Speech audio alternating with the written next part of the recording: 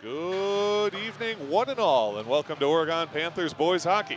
My name is Zach Seeloff, and I'm joined in the booth as always by my broadcast partner, Dan Graychuk. Dan, great to be here with you tonight. Good to be back, Zach. It is good to be back. We've been away for a little bit. We had a couple of games canceled, but we are back on the ice tonight, and it is senior night as the Oregon Panthers take on their Badger South Conference rivals, the Monona Grove Silver Eagles. Thanks so much for joining us on OCA Media, whether you're watching us on TDS, Channel 1020, Charter Cable Channel 984, or online, ocamedia.com, and search YouTube for OCA Media. Dan, big game in the Badger South. Oregon is sitting in third place. They have won four of their last five. The one they lost, that 2-1 overtime heartbreaker against Edgewood, if they had won that one, that would have been 5 straight Badger South victories they took home. As it is, they are in third in the Badger South. They're sitting at 5-3. McFarland at 7-2, and Edgewood on top undefeated. So plenty to play for the Panthers tonight against a Monona Grove team that has played well throughout the season, but just hasn't quite been able to get over the hump, get those wins. Yeah, Oregon has done a real good job in the past handful of games of really trying to find their purpose out on the ice, trying to find ways to make plays. And after that game against Edgewood, which was absolutely heartbreaking, it's good to see that they responded quickly. Unfortunately, they had to miss 2 games, one being canceled, one being postponed. So this is a good opportunity for them to continue moving forward. And one thing to consider with those postponed games, unfortunately for the Panthers, their game against Milton was canceled, and it will not be rescheduled. So they will only have one game against the Milton Redhawks this season, another Badger South Conference opponent. And I say unfortunately because, as we know, Milton, a brand new program on the scene. I believe this is either their 3rd or their 4th year playing high school varsity hockey. Still a team finding their identity. Those are games that the Panthers are going to win. And so you hate to lose one in the sense that, you know, it affects you in the standings, but obviously we don't want to send people through the snow and ice just to play a high school hockey game. What that does mean, though, is that each remaining game against Badger South opponents counts. They have Monona Grove tonight. They go to the LeBon Arena to play Edgewood a week from Friday. That'll be February 7th.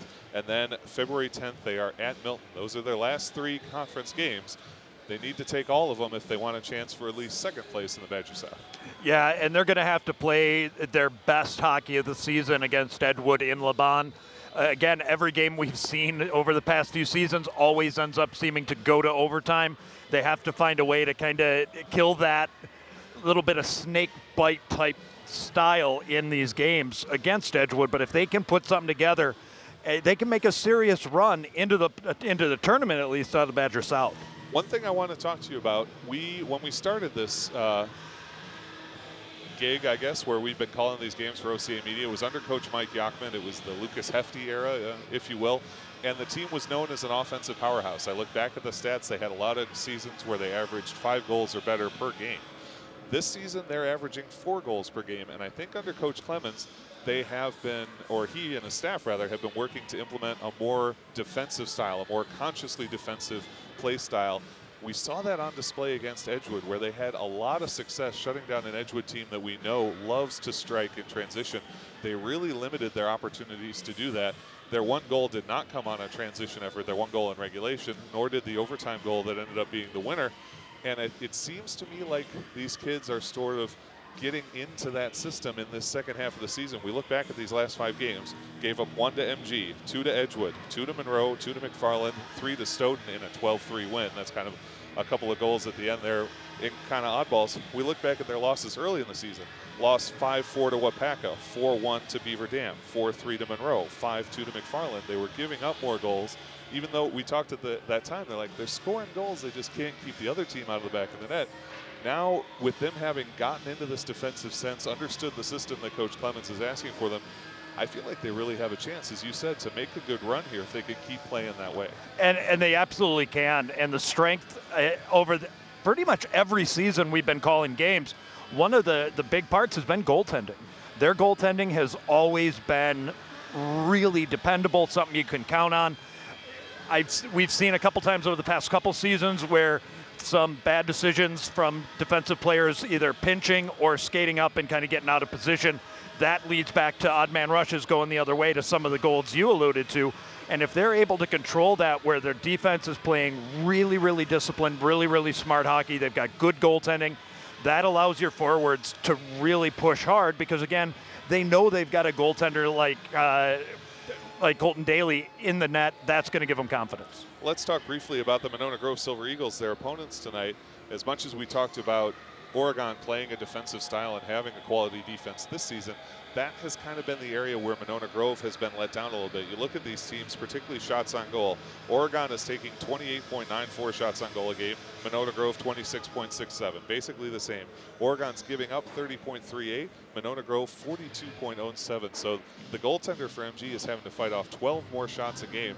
And that's a lot to ask of your goaltender. That seems to have been the big difference for these two teams. Yeah, it really is, because if you just look at the numbers, that means 1 goal per 10 shots. So if you're able to generate 40 shots, the numbers are going to say you're going to get about 4 goals. And that's way too much work to make your goaltender do. The tough part for Monona Grove, though, is they have a very short bench. Not a lot of players on that bench. That's going to hurt them a bit, and that does make your goaltender work a little harder. And in the beginning of the game, that's good because it keeps your goaltender focused, it keeps them fresh and locked. But as that game goes on, especially the last half of that third period, I can tell you the pads get soggy, you're moving a little slower, and that can definitely hurt them in the long run. It is senior night out here. This was originally to have been the last home game for the Panthers this year. As it is, they will play West Bend on February 13th. I'm not sure if we will be able to bring you that game or not. We'll let you know later on. But because that was a reschedule, this was originally to be the last home game of the night. It is senior night, and let's talk a little bit about our seniors. Laszlo Oroz's mom routinely works the score box, and she was nice enough to bring us some information and fun facts on all the seniors. They are Parker Schmidt, who wears number 2, number 3, Alex Barnish, number 6, Nick Bryan, number 9, Brody Barlow, number 15, Laszlo Oroz, number 20, Colton Ayers, and number 24, Ben Wiedholz. For Parker Schmidt, his favorite hockey player is Joe Pavelski, the Polish Prince from up in Plover, Wisconsin. Derek works out with him an awful lot. There you go. Favorite NHL team, the San Jose Sharks. We're not going to call his name anymore. Oh, Sharks fan. Yep, Sharks fan for obvious reasons. His favorite hockey memory was passing the puck to Grant Newcoming in the playoffs. Where does he see himself 10 years from now? Working a boring desk job. So Parker Schmidt, perhaps with more realistic dreams than most. Well, you notice he didn't say watching his favorite team win a Stanley Cup. Just got to get those digs. Sorry, I'm a Sharks. Kings fan. There you go. Sorry. Alex Barnish, his favorite hockey player is Brody Barlow, one of his fellow teammates. Favorite NHL team, the Oregon Midgets. His favorite hockey memory was playing goalie in state. Something tells me that's a memory in his mind only. And where do you see yourself 10 years from now as a sports agent or owner? When he was a peewee, the team goalie got a concussion right before playoffs. He volunteered and helped them through the state tournament. So I spoke too soon. I was thinking state high school, but as a peewee, went to state. Nice. So good for you, Alex. Nick Bryan, his favorite player is Patrick Kane. Favorite team, the Blackhawks. Good choice there. His favorite hockey memory, scoring my first varsity goal. What does he see himself doing in 10 years? Flying airplanes. Wants to be a fighter pilot. Nick, I used to work with the fighter pilots out at Madison, so good on you. I hope you are able to achieve that dream. His nickname is Cheese. Started playing when he was 2 years old. Cumulative GPA of 3.6. He has been taking flying lessons and wants to enroll in an aviation program. Excellent. Good. My youngest son's in the Air Force, sure and is. I know your father was in Air Force. My father and grandfather and uncle were all in the Air Force. My dad was in it too. There you go. I was an air traffic controller for the FAA. So, Nick, I went to Purdue as well. Great aviation program there. If you're thinking about a college, believe it or not. Wow. I know. Brody Barlow, he's our number 9. Favorite hockey player, Matt Strassman, who graduated last season. We had a lot of fun watching him all over the years.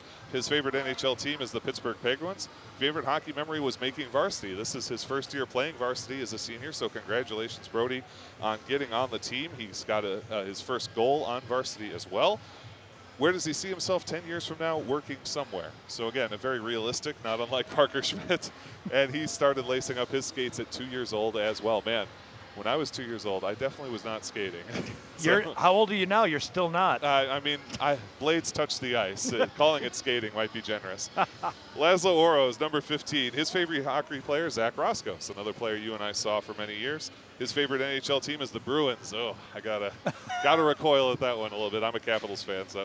Favorite hockey memory, making varsity freshman year. And you and I, that was our first year, so we've been able to see him over his whole high school career.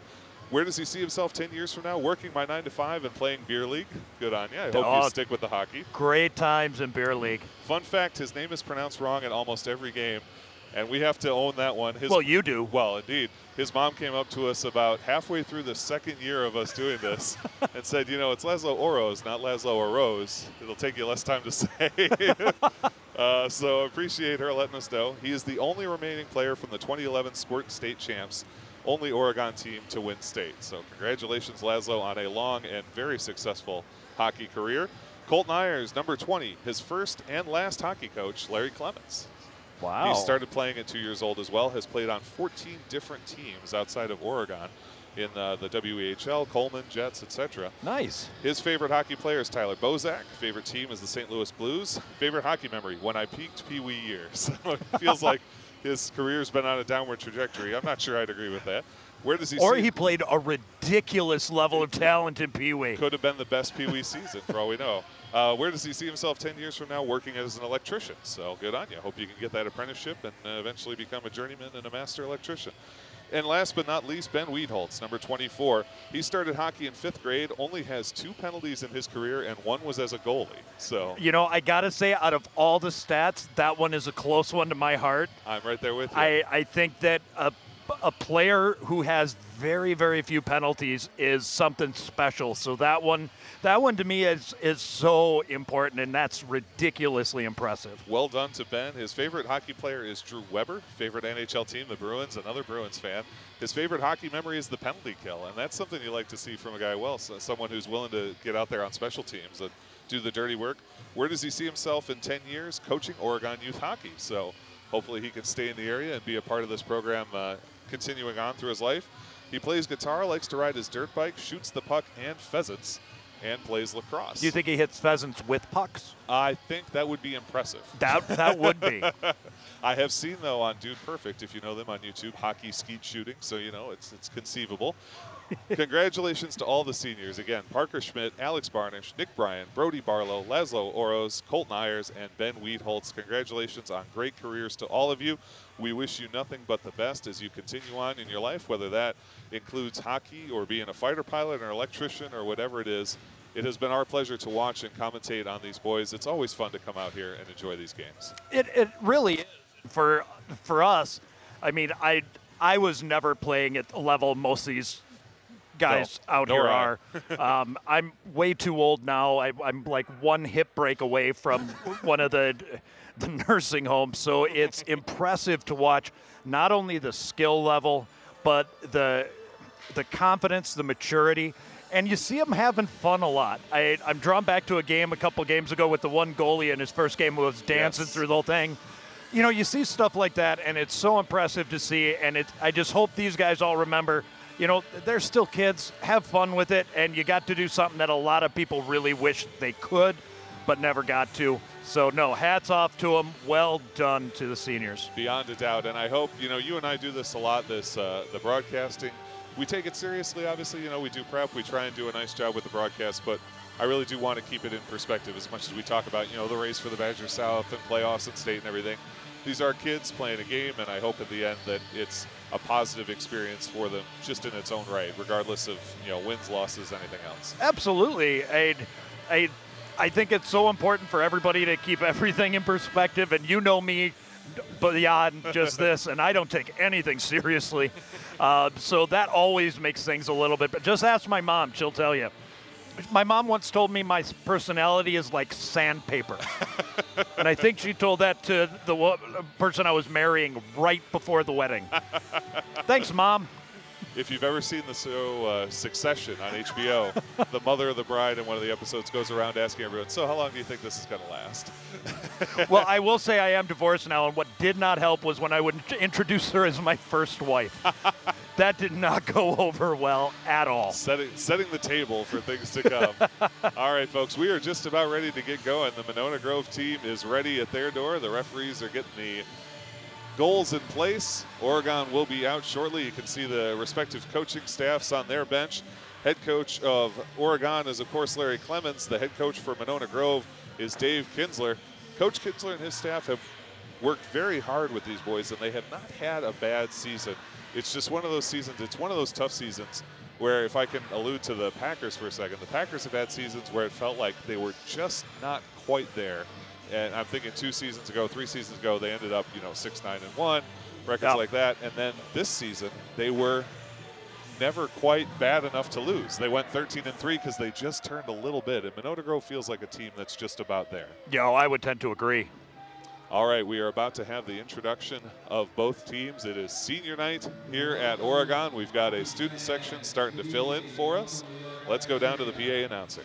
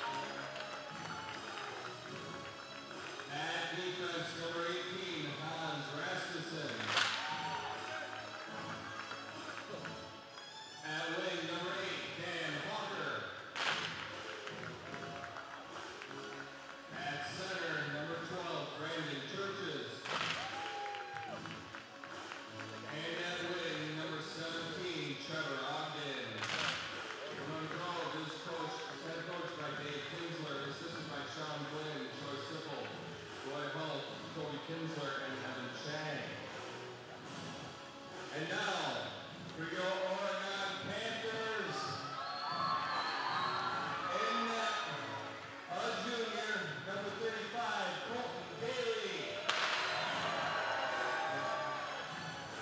At defense, a senior, number 2, Parker Schmidt.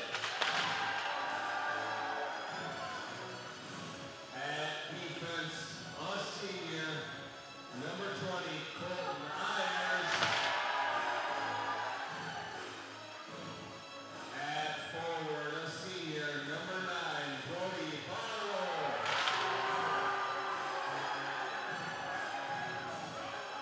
At forward, a senior, number 15, Lazo Oros. And at forward, a senior, number 24, Ben Weedles. The Oregon Panthers are coached by Larry Clemens and assisted by Josh Slayer, Alex Vanko, Carl Vanko, and Andy Barrett. Now, if you'll please rise, remove your hats and face the flag for the national anthem.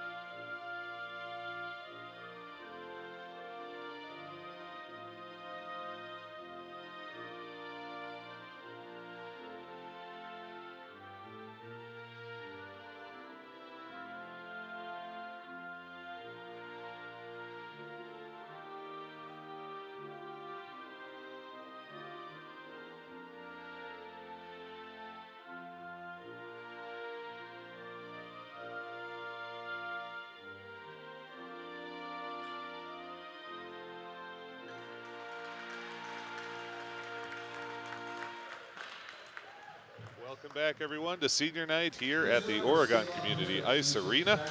Oregon Panthers taking on the Monona Grove Silver Eagles. And it's awfully nice, Coach Larry Clemens and the coaching staff getting 5 of the 6 seniors out on the starting lineup. Yeah, and that's a big deal, obviously, on seniors night. As you kind of look at the remaining calendar, you know, the games are winding down for these guys, so you want to get them as much ice time as possible. You want to get them out there to do and show what they can do, and again, make a good push in the Badger South. This is the last of 5 final games for Oregon, the first of 5 final games, excuse me. They've got Monona Grove tonight. They are at Edgewood on the 7th, at Waupun on the 8th, at Milton on the 10th, and they will finish up back home against West Bend. That's a reschedule of a postponed game on February 13th. Right now, the Panthers 8-7-1, 5-3-0 in the Badger South. That's good enough for 3rd place, and they look to move to 6-3-0 hopefully tonight against the visiting Monona Grove Silver Eagles. It'll be interesting to see how they change lines first here, because they put Colton Ayers, in a defense. He's normally a forward, obviously just getting him out there on the lineup. So when you have to do this first line change, might be a little herky-jerky. It has, but if I'm correct, we've seen Ayers on defense before a couple times in and out. So again, you never know what Clemens is going to do as far as line changes and what Monona Grove is going to have to do to kind of respond to those. But again, it's going to be a fun game. Last meeting against these two teams was back on January 4th. At Monona Grove, Oregon won that game 4-1, and we are underway to begin the first period here at the Oregon Community Ice Arena. Monona Grove has the puck, but Holtz forces it at the point there. At the blue line, the Panthers are offsides, and a good call by the ref. You could see some white there. Oros brings it in offsides, and we will get a neutralized faceoff. Yeah, that was a little bit of a delayed whistle, too, because that was offsides by more than a stride or two. Face-off on the far side in front of the Monona Grove zone. Panthers force it in. Oros gives chase. He lifts the stick, and he's got the puck clear in the corner. Laszlo digs it, trying to dig it off the wall. Now able to get it clear. Sends it up the near side for Ben Holtz. Up at the point. Ayers back off the wall for Holtz at the point. Sends a light one in. They almost get the deflection. Backhand from Barlow and a good cover. That time by Andrew Gilbertson of the Silver Eagles. Yeah, great positioning from Gilbertson. He got right tight against that post, put down the pedal of the stick, was cutting off anything that was going in. And that's what you want to see from your goaltender in those kind of close-in situations, is cutting off all those little areas where that puck can squeak through. 16:34 to play. I apologize. The clock on your screen is going to be off and on tonight. I am controlling it by hand, so I'm going to do my best to keep it close. Right now I know it says 16:13 on your screen. We actually have 16:30 left in this first period. Scoreless here at Oregon. Face off again near side of the Silver Eagles zone. Panthers win it back. Send it down the wall, and it's held by the Panthers. Move it up behind for Trey McKee. Quick shot and a save. That one a nice shot from Alex Barnish, but he is not able to get it past Gilbertson. Another freeze of the puck. We'll take another face-off in the Silver Eagle zone. Yeah, Gilbertson was kind of deep in the crease there, too. I think he would have wanted to come out a little bit more, but again, he was able to get in that butterfly, cut off that low puck. Barnish in the dot, wins that one back, sends it towards Nick Bryan. Bryan forces it into the high slot, but that one's going to be taken by the Silver Eagles. Bryan in neutral ice, not able to gather it, but coming through the zone, the Panthers do have it.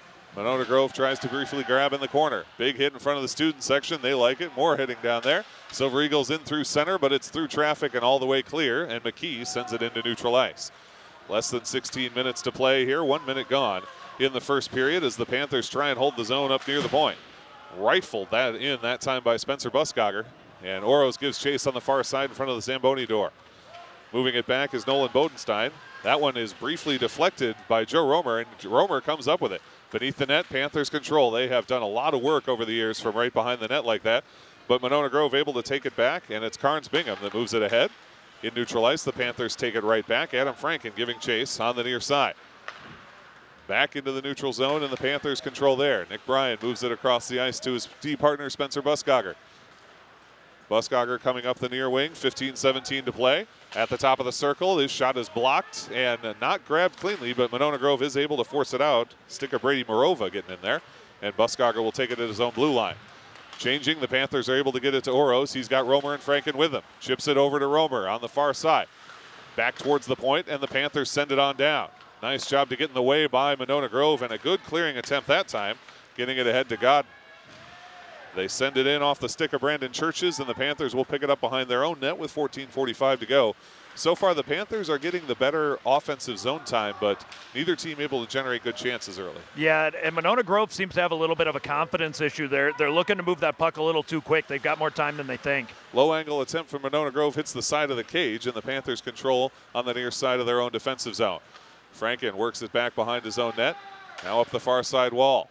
Nice pass by Holtz, finds Joe Romer. He's one-on-one coming through. Top of the circle, his shot is blocked by Triton Carnes-Bigham. And comes to the near side of the zone with 14:15 to play. Panthers trying to get after this one. On the ice, nearly grabbed by Trey McKee. Holtz will send it in, and giving chase is number 18, Jacob Cameron. Up towards the point, Holtz there again. Holtz lifts one towards Gilbertson, and he gloves it right out of the air. We will get another stoppage. Yeah, it just seems a little disjointed. We're not seeing the crisp passing that we've seen before. That, great stick work from both sides, getting into lanes and breaking up those passes. But it almost seems like they're rushing. Each side does, for that matter. Panthers win the draw that time. They send it across. It's Nick Bryan, top of the near circle. Bryan, a rising shot, but it's too high and ends up in the safety netting. We will have an out-of-play face-off. Again, nice setup off the faceoff, and we've seen Oregon do this a number of times throughout the season, is they have that little set where they want it to come to that left D, lift that shot up, either look for a deflection or try and pick a corner. Panthers win the faceoff, but it comes all the way back into their zone as Nick Bryan controls behind the Oregon net. Bryan, the senior man, turns back the other direction and moves the puck along. Panthers looking for a way to get out of their own zone as a tough forecheck from Monona Grove holds them in. Now a stretch pass trying to find Ben Holtz. He gets there first and holds on to the puck. Drops it back in for Cameron.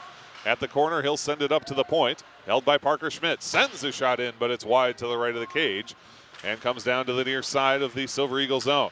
Panthers grab it. Here's Trey McKee. McKee in the slot. Tries to send one down, but it's taken from behind by Keaton Straka. We watched his brother Hunter for many years, and now Keaton getting into things, and we have a offsides call at the blue line, and a little bit of mixing it up after the play. Oh, they were just tangled. Yeah, a little tied up, but no harm, no foul. So we will get the offsides face-off with 13:07 to play. Yeah, and again, we talk about offsides a lot being that thing where it's sometimes very obvious for us and you don't see it down there. That's when everybody just kind of locks together and goes.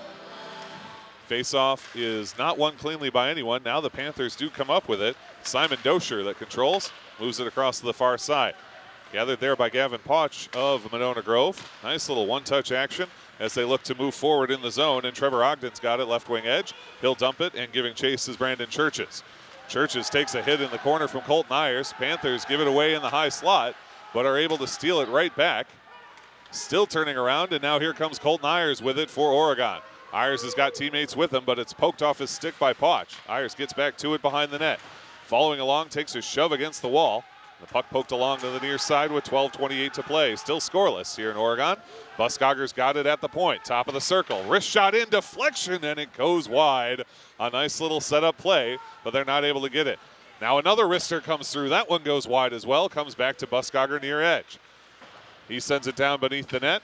They're able to get some action behind there. Panthers trying to dig it out. Send it up to the point for Buskogger once more. He'll move it across. Quick little shot. The deflection is wide of the net once again. The Panthers control it. Simon Dosher with this one. MG just desperately trying to get it clear here so they can get some fresh legs, but Dosher hangs on at the point, moves it into the slot. Alex Barnish in the slot, swings over the top, and he goes down. Wow. Potentially hooking penalty, but there is no call. A second shot deflected away by the stick of Brandon Churches. Doesn't allow it to get to the MG net. And Churches now has it for the Silver Eagles. He will send it down. The Panthers touch it up out of midair. So no icing, but they will get 5 new skaters for MG. I'm shocked there was no call on that. It wasn't dirty, but again, there was an obvious hook. Franken's got it. Goes to the faceoff dot. Tries to work his way in front. Drops it in front for Oros, but it doesn't make it through. It's off a skate. Works this one across to Caden Peterson. He'll have to take it out of the zone and regather. Panthers fired across. It's Parker Schmidt ahead towards Oros. It deflects and ends up in the MG zone with 11:05 to play in this first period. Wrap in front from Oros, but a good intervention by Brady Mariva. Peterson tries to send one down. Franken grabs it. Behind the net, Oros has got it. Good little stick handling in the corner. He's got to work his way around the referee. Still maneuvering with the puck. Just a one-man show in there. Now he finds his way to the slot. Around one man, round another. Face-off touch. Shot is wide. Oro's putting on a show for us tonight. Yeah, he was doing some good look there and got the look he wanted. And offsides is the call. That was tight, but the right call. Franken hadn't quite gotten back. And we will have a neutralized face-off with 10:34 to go. Yeah, it looked like he was trying to get to that far right circle and take the shot, and he got the shot he wanted. It just ended up going wide. Monona Grove really has to work in trying to control the play in their zone and get good clears and breakouts. Face-off, Panthers win it, and they control it into the Oregon zone. Into the MG zone. Drop it up to the point. Nick Bryan is able to force it down into the slot. Good play with the skate, though. Gets it ahead to Brandon Churches. His pass for Trevor Ogden is too long. And works its way all the way into the Panther zone. Colton Ayers is there. Nice job to turn around as he controls this one, moving up his own near side wall. Trying to work his way around is Jacob Cameron, but it's flipped back toward the scorer's table. McKee across to Colton Ayers. Panthers control. It's Nick Bryan near side now with an even 10 minutes to play. Ayers handles around one man. He'll rifle it in and let his teammates give chase. Gilbertson plays it behind the net for Nolan Bodenstein. Up towards the point and out of the reach of Colton Ayers. Now striding forward is Nick Bryan, pursued by Trevor Ogden. Panthers regroup in their defensive zone. Ahead to Holtz on the near side wall. He takes some pressure.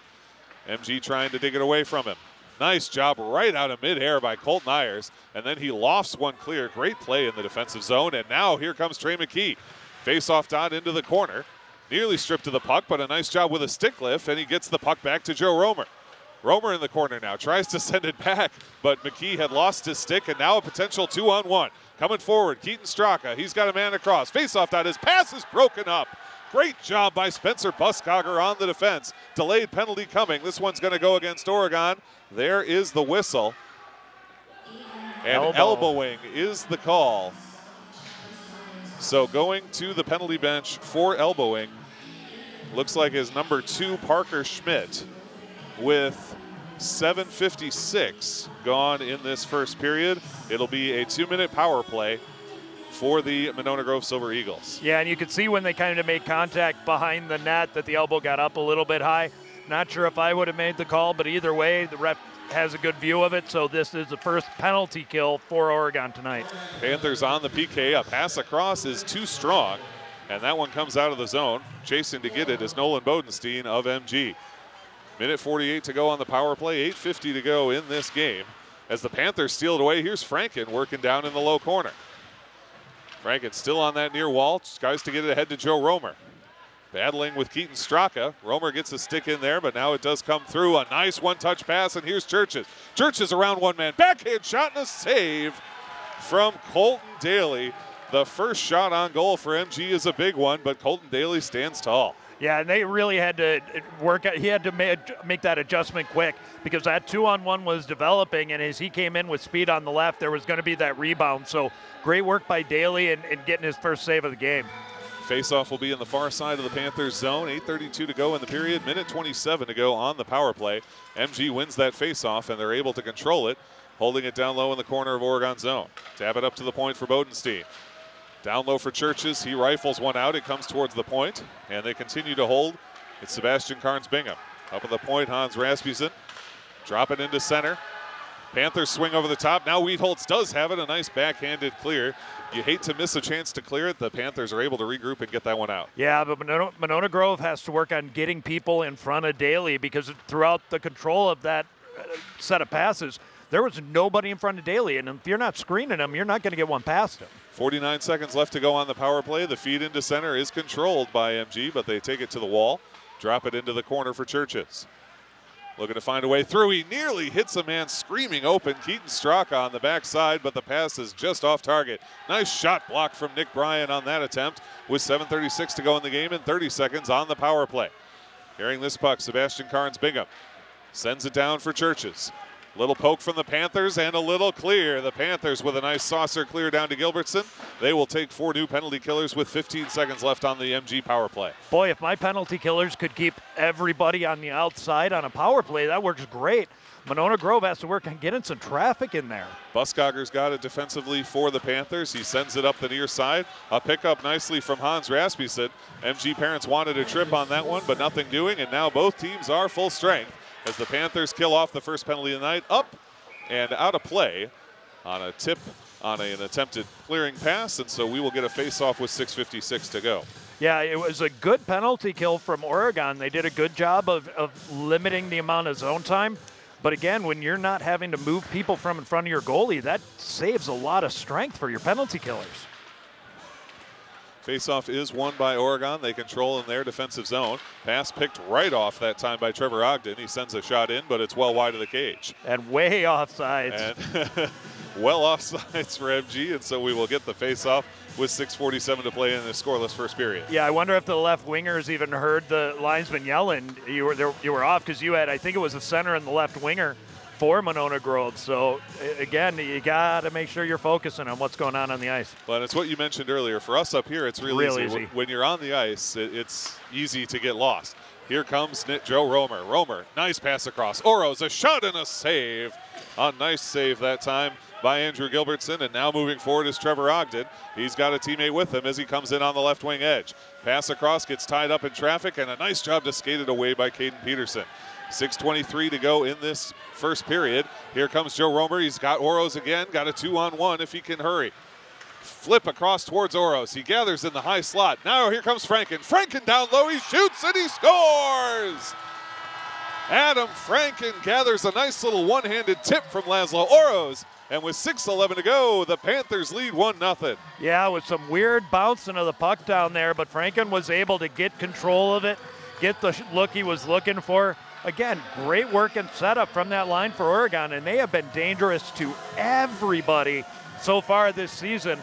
And it is fun to watch them kind of put some of that together. At 10:49 in this first period, it is Adam Franken from at least Laszlo Oro's. We'll see if Joe Romer gets the secondary assist on that one. And the Panthers take an early 1-0 lead. 6:09 left to play in this first period. A shot and a quick save that time from MG. We'll get another face-off. Shot-wise, I guess I'm a little surprised. I thought we would have seen some more shots from Oregon because they looked to really run that part up. But they've been pretty reserved. I think I've counted 8 maybe. And what you've talked about, Colton Ayers is still on defense. Oh, a quick shot and a quick score!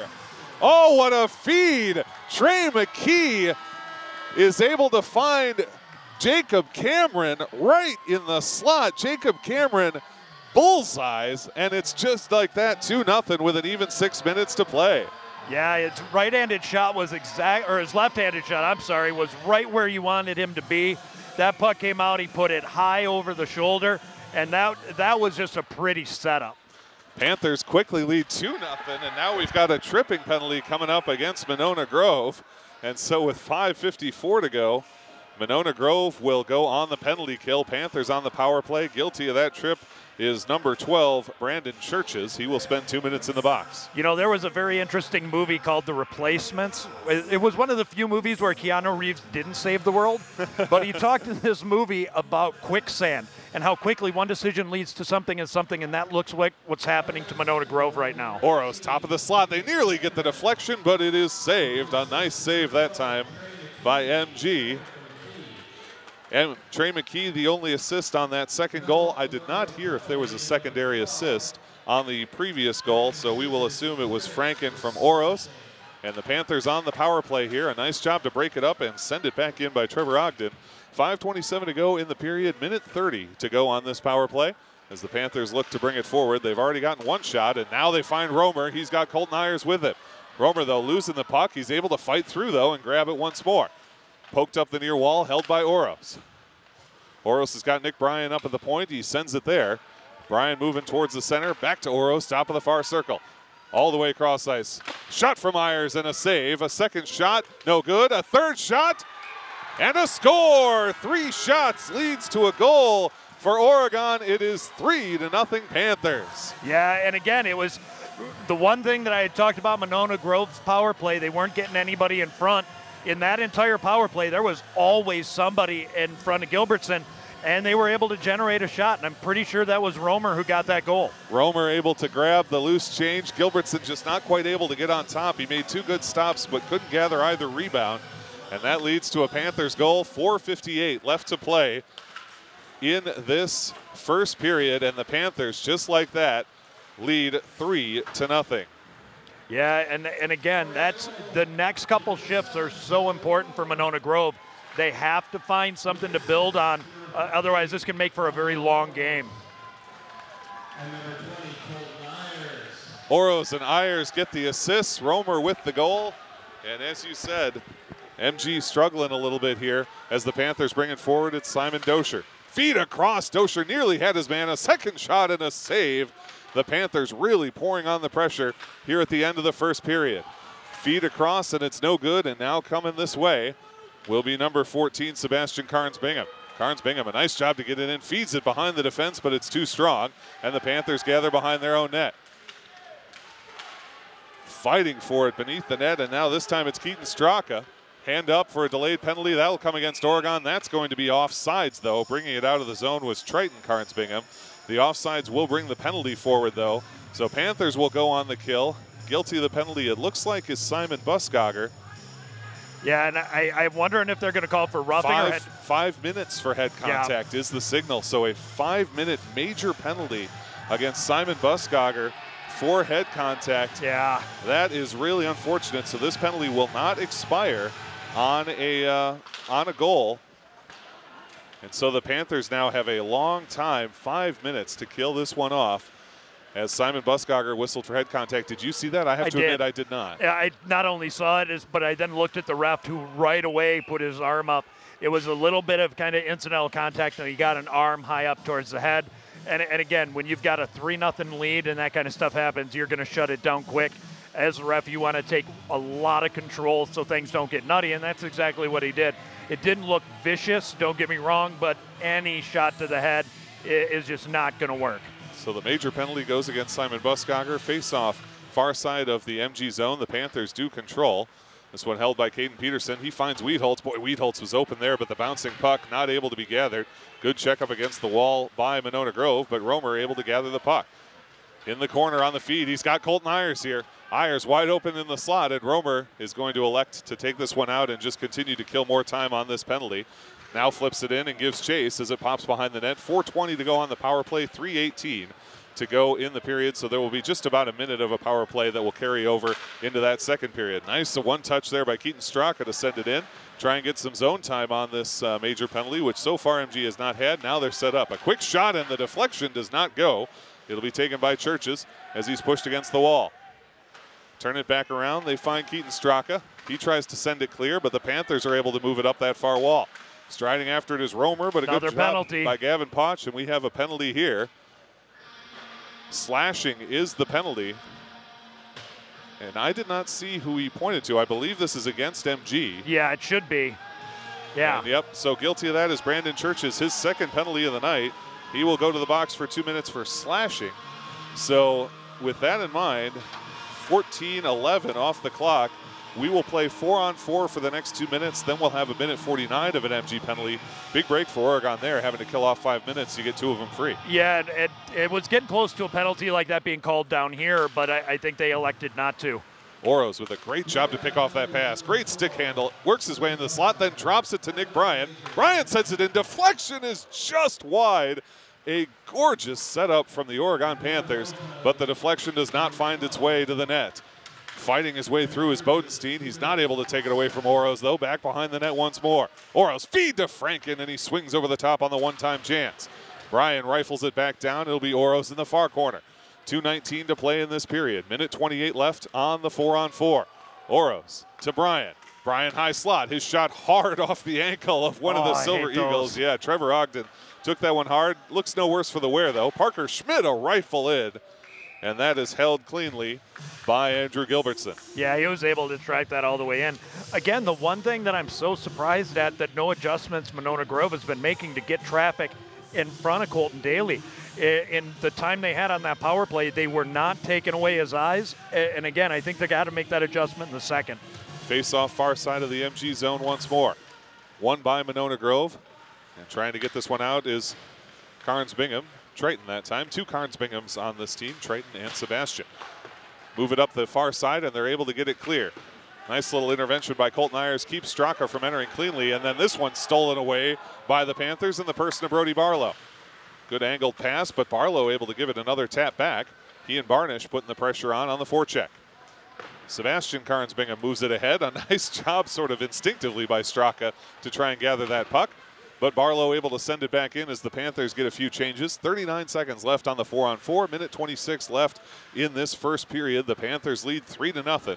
Thanks to 3 goals that came in very quick succession. Joe Romer in center ice tracks that puck well, grabs it and moves it across to Colton Ayers. Ayers has got a man cherry picking on the change, moves it ahead to Weed Holtz. He's got a 2-on-2 with Romer. Takes a shit, finds it to Romer, and he's able to try and get it through. Romer with the skate blade, but knocked out cleanly to Nick Bryan of Oregon. Even minute to play in the period. 10 seconds on the 4-on-4. Here comes Nick Bryan. Bryan gets past one man, goes to his knees, but stays with the puck. Up to the point now for Colton Ayers. Wind, drive, deflection, save, loose the puck. pipe. That hit the pipe and came out. It was loose in front. MG now is full strength with 44 seconds to go in this period. It's a minute 40 of an MG power play. 3-0 Panthers. But Monona Grove back on the power play after the 2-minute penalty expired against Brandon Churches. He's got the puck on the right wing side. His shot deflected into the safety netting with 29 seconds to go. I'm not sure how it hit. It hit on the near pipe to us. I think it went through his legs, hit, and popped right back out. Whew. That was a hard shot that, again, almost made it 4-0. But good positioning by Gilbertson,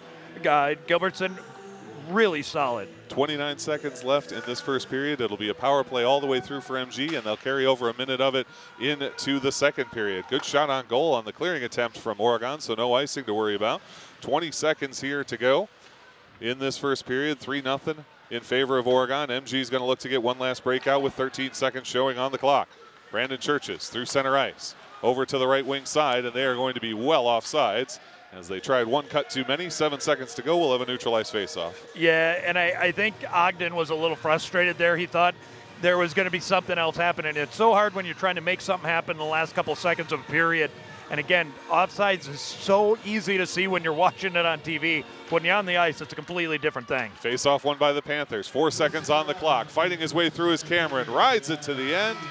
And that will end this first period. So the first half of the first period, really neither team able to get a lot done.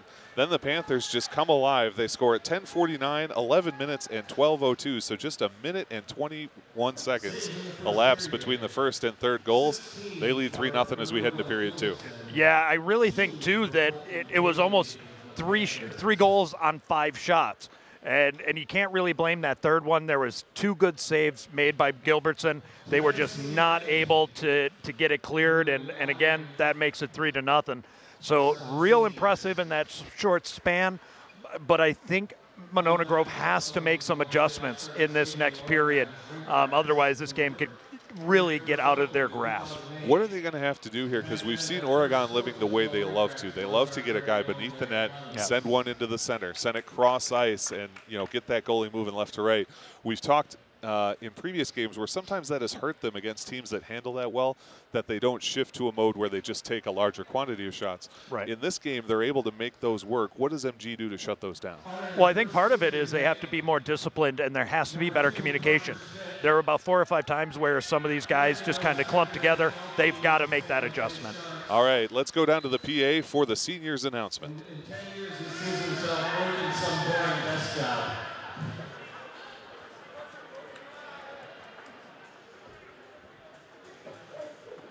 Up next is number 3, Alex Barnish.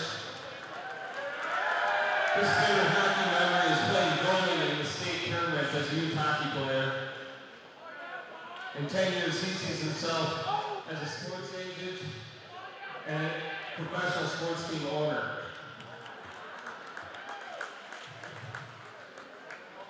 Up next is number 6, Nick Bryan.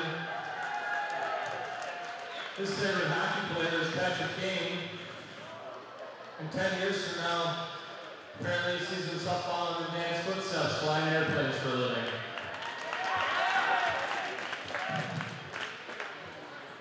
Number 9, Brody Barlow. This favorite hockey player is the very own Matthew Strassman. And his favorite hockey memory is making varsity this year.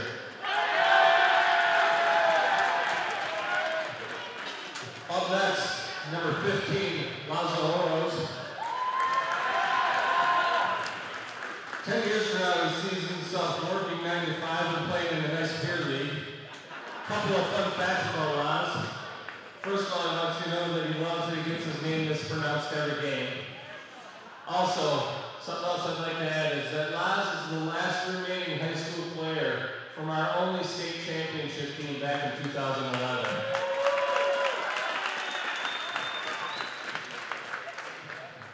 Up next, number 20, Colton Myers.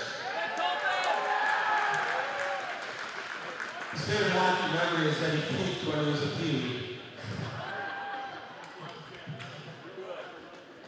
10 years from now, he sees himself working as an electrician and probably helping out this organization. Last but not least, number 24, Ben Holtz.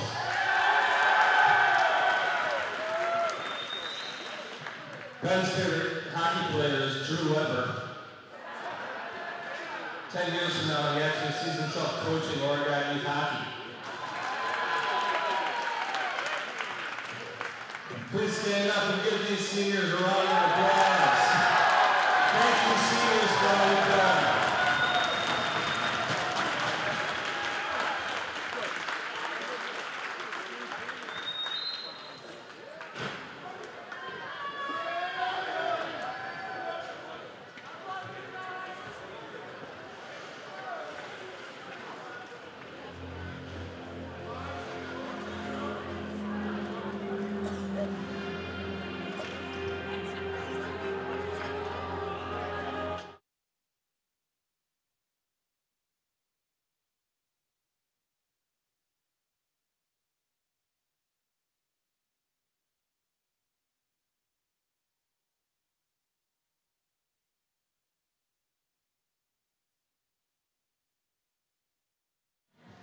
Welcome back, everyone, to OCA Media's coverage of Oregon Panthers boys hockey. It is senior night, and the seniors are performing well. They have a 3-0 lead along with their teammates against the visiting Monona Grove Silver Eagles.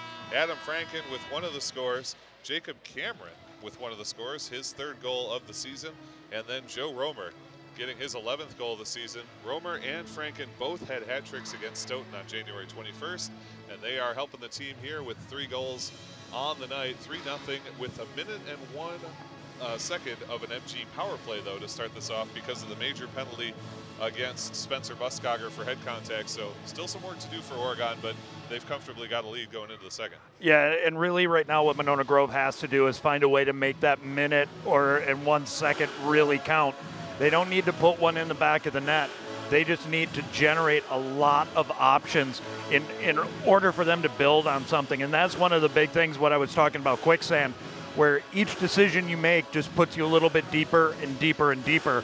And sometimes you got to stop and break the cycle and just start doing the little things, build up a success after success, and then you're able to get in there and maybe get a goal or two.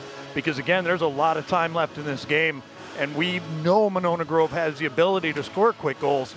Oregon's got to stay on their toes. One thing we've seen from Monona Grove that they haven't really been able to do is get shots on goal. By my unofficial count, they just had 1 in that first period. It's possible I missed 1 or 2, but certainly no more than I would say 3 at the most. They just were not able to get the puck to the net. They had some decent entries. They had a little bit of zone time, especially on that first power play, but it didn't really turn into shots. Colton Daly not having to do a lot of work back there. How do they resolve that in the second period? You know, they've got to put some bodies in front of Daly. Anytime they've been on the power play and gotten any possession time, they just haven't taken away his eyesight. So they have to do the little things to get some big things to go for him. Off the faceoff, it is controlled by MG. They'll take it in front of the scorer's table. One of their players hits the ice hard back behind the play, but he's able to get back up, and MG enters the zone. 50 seconds left on the power play. The puck behind the net. Parker Schmidt able to get it forward. Nice move by Colton Ayers, and Ayers gets the clear. Panthers still doing well on the penalty kill. And here's Joe Romer behind the play, trying to get a little shorthanded action. But MG able to hang on to that puck. It'll be held by Sebastian Carnes-Bingham, who goes for a nice stretch pass to Churches. Moves it across ice. Keaton Straka loses track of the puck in the high slot. Poked along by Churches, but Parker Schmidt gathers with one hand and moves behind the Oregon cage. Schmidt trying to turn the other way, but MG holds it. 19 seconds left on their power play. Buskogger getting ready to come out of the penalty bench. Here's Colton Ayers trying to clear it down. He gets it past the stick of Nolan Bodenstein. And with 16:09 to go, there are just 7 seconds left on that power play. MG behind their own net will try to come out on the near side. 1 second left. Buskogger hits the ice, and both teams are full strength. It is 3-0 Panthers here in the second period, and they have successfully killed off a major penalty. Yeah, and they did a good job there. And Monona Grove really seems to not have a lot of confidence. There's not a lot of support when they're moving, and they seem to be chasing the puck, not controlling where it's going. Monona Grove definitely does look a little kind of stuck. You talked about quicksand. It's almost like mud now in this period. Kind of stuck on their skates, a little bit stiff. They poke this one in, delayed offside, so they'll have to check up. And they're still off. Yeah, and still offsides is number 14, Sebastian Carnes-Bingham, and not offsides just because he wasn't able to get the puck as Nick Bryan trips over the blue line there, loses the edge. A quick shot comes in, deflection attempt from Trey McKee is no good. The Panthers do get a shot on goal, but it does not go, save from Gilbertson. Now here comes MG. They've got a 3-on-3 coming as they move across, but they are offsides once again, and just a little quick dribble of the puck is enough to throw the timing of that play off. We'll have an offsides faceoff. Yeah, there really doesn't seem to be a lot of communication out there, and again, it seems disjointed. They're chasing the puck. They're not really setting up good breakouts, and again, that's a mental thing. They've got to take a breath and realize they are not out of this game. MG controls on the faceoff, gathered up by Gavin Potch. Potch loses it towards Oros, dangles through, but a nice poke check from the goalie, Gilbertson. Great job to deny Oros the chance. Here's a shot from Buskogger off the skate, and no good. Knocked away. Trying to move it back to him, nearly a giveaway, but Buskogger holds it at the blue line. Now, though, here comes MG on the rush. Moving forward is Brady Mariva.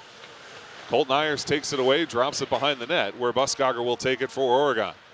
On the near side corner with 11:33 to play, 14:33 to play. They try and chop it forward, and they do get it around. Here's Romer. Romer's past traffic, down on the low angle, feed to center for Oros.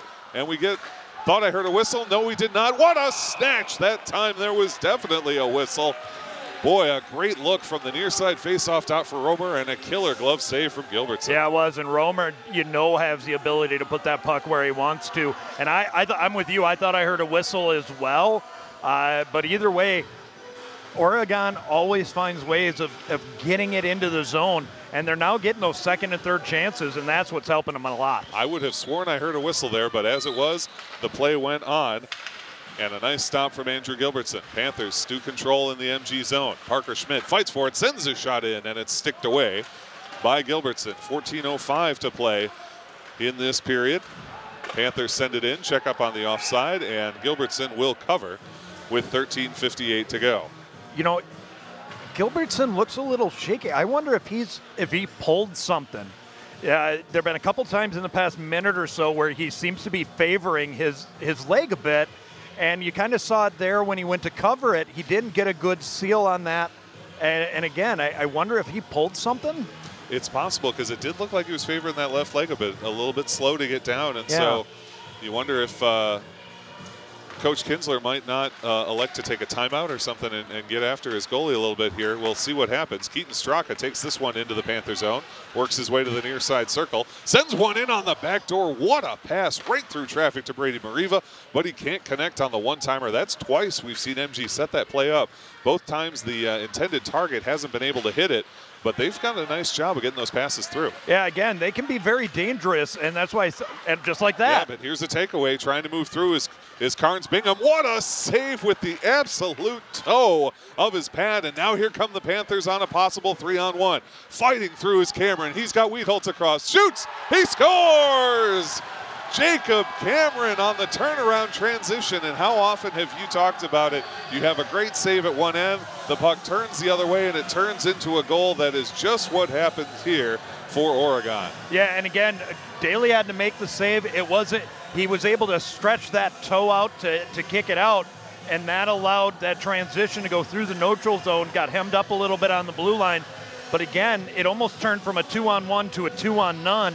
He took the shot, makes it 4-0. Good hard work is what kind of led to that goal, starting with a good kick save. Great save that time from Colton Daly. And so the Panthers now lead 4-0 as they battle for this puck in neutral ice. Scoring the goal was number 18, Jacob Cameron. That is his second of the night. We'll get the assist call as soon as we hear it from the PA announcer. Panthers trying to clear it out of their own zone. They do send it sliding across and down, and here comes Laszlo Oros fighting to get to this puck and quickly knocked away by Gilbertson, the goalie. Had to do a last-second play with the stick. Oros behind the net, showing off those stick handling skills. Let's get the call here. Unassisted goal for Cameron. He had an assist from Oros on his first period goal. He's got 2 on the night. 12:39 to play as Oros still fights for this puck. Up to the point for Caden Peterson, and he has to drag it out of the zone. Nice move around his man at the point, and he'll take this one in. Briefly now forced back out as MG controls. Romer, though, getting involved, trying to dig this puck away. He shoots that puck across and all the way to the benches where Colton Ayers gathers for the Panthers. Ayers around his man. Takes a quick shot and a save, and Gilbertson will gather right in front of his own net. 12:14 to play. It is 4-0 Panthers. Yeah, and again, this is where the Panthers become very dangerous because they just keep rolling and rolling and rolling, and they're able to generate these little scoring chances coming through with some of the great stick handling they're doing, and it's really kind of flummoxing Monona Grove. Face-off shot comes through. Second shot. What did a he get save. it? Yes, he did. He got it. Oh, my Wow. goodness. You and I think, have said save of the season 3 times now, but That's up there. On his side, pad stacked. He gets the glove stop. What a job from Andrew Gilbertson. And that is an underappreciated style of save today with the butterfly goaltenders. The pad stack on your side is just not something you see too much. And he pulled it off really well, kept good control of the puck, and locked it up. That in top 3 saves of the season. Beautiful stop from the MG goaltender, keeps the score at 4-0. The Panthers definitely thought they had that one. A long crossing pass goes all the way back behind the Panthers net, where it'll be taken by Parker Schmidt of Oregon. Moved ahead, they try the one touch, but nothing doing. Forced back behind the net. Schmidt now to Buskogger, holds it on the far side. Rifles one across to McKee. What a nice backhanded pass, and now moving forward is senior Alex Barnich. Fights his way into the corner, the forward, drops it back. Able to get it to Trey McKee briefly, but Sebastian Carnes-Bingham moves it across and finds Keaton Straka. Straka, 8 goals, 9 assists on the season, works his way down in front, a shot and a save by Colton Daly with 11:30 to go. Yeah, Straka was, I think Straka wanted to come in front. That lane was cut off, and he put a tricky little shot that caught Daly up in his upper left shoulder and kind of dribbled down. He was able to control it. That's a tough save to make with speed coming in. So good work for Daly to stay looking fresh. Jacob Cameron, I should mention, who just had that last goal. He's a freshman. He has doubled his goal total for the season and for his career, I suppose. He had 2 goals coming into the game. He's got 2 goals tonight. Panthers getting production from some of their underclassmen on senior night. Pass in front comes to the Panthers, and they're able to get it out. Now the Panthers have a 2-on-2 chance. Here's Aiden Scott on the right wing side. Scott fighting hard to get that puck, picks it up behind the net, and rolls it to the corner. Drop in center. There's Weedholtz. Backhand pass is knocked away by Monona Grove with an even 11 minutes to play. Nice job to stretch and hold the zone that time by Trevor Ogden. Working his way down was Brandon Churches. The Panthers living dangerously in their own slot, but Aiden Scott of Oregon able to tap that one along the right wing edge. Cameron, there he goes. Here's Cameron in the low slot. One-handed shot. Second chance, no good. A nice save on the first one. That one pokes across the net mouth, but nobody there. Cameron nearly had the hat trick. He did, and the truth of the matter is the speed of Oregon, Monona Grove is having a hard time containing it and finding ways to deal with it. Colton Ayers beneath the net, trying to wrap around, controls the puck, gives to Joe Romer. To the face-off dot, now Ayers again, high slot. Nice job to let that one go to Oros. Outer hash marks, feed to Romer, and it's too strong. He's not able to make the connection. Monona Grove hustling up the near side, but Caden Peterson is there, gets it back to Joe Romer. Drop it for Colton Ayers. Ayers right up the middle, gives it off to Oros, top of the circle. Feed across to Romer, and it's just behind him. Again, they missed the one-timer connection. Franken fires it down from the point. Now fights for this puck, but it is poked into the neutral zone. Peterson rifles it back in as the Panthers check up. Romer going behind the net. Been on a long shift, but it's been all offense as they continue to put pressure on the Silver Eagles. Parker Schmidt across to Caden Peterson with 9:40 to play. Here's Oros again on the right wing side. Good stop-up move. Set up at the point for Romer in the corner. Franken beneath the net. Tries to get it to Oros, but it deflects, and that'll come all the way down. Panthers will pick it up in their own defensive zone. Yeah, and right now a change going from Monona Grove that's left 3 Panthers kind of all alone. And the Panthers were looking to cherry pick. Here comes Oros. Skates around one man. Face-off dodge. Shot is wide and rolls all the way out into neutral ice along the far side boards. 9:10 to play in this second period. Panthers lead 4-0 thanks to the Jacob Cameron goal, his second of the night. Adam Franken moves it across, but early was Laszlo Oros, and we will have a neutral ice faceoff. Yeah, it was a weird change from Monona Grove. It looked like they were putting 5 new bodies out, and because of that, or 4 new bodies, they had 1 chasing. There was nobody at the blue line. There were 3 Panthers just waiting down there. So lucky break for Monona Grove. They've got to make sure they're looking at who's out and where they are. Faceoff is won by Oregon, and they force it into the MG zone. Barnish trying to send that one along beneath the net. Brody Barlow battling for it. Now comes to the point for Buskogger.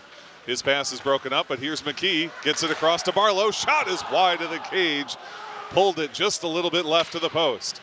McKee tries to dangle through, but can't do it. That one picked up by Carnes Bingham. Sebastian this time. As Barlow continues to fight, little pushing behind the play, and we are actually going to get a penalty coming up against Monona Grove. Colton Daly heading to the bench as Monona Grove is able to touch it up. And I think this might be a roughing call.